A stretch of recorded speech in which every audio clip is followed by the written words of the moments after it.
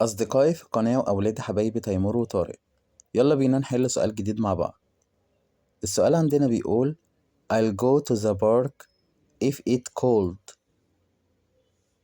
I'll go أنا هروح to the park للحديقة if it لو هي أو لو الجو cold ساقعة. طب هو هيروح الحديقة لو الجو ايه بقى؟ هو هنا المفروض ان هو هيقول انا هروح الحديقة لو الجو مش ساقعة، يبقى نختار weren't wasn't isn't doesn't. مين عرف الإجابة الصح؟ الإجابة C isn't. I'll go to the park if it isn't cold. أنا هروح الحديقة لو الجو مش ساقعة. ما تنسوش تعملوا لايك للفيديو عشان يوصل لكل الناس.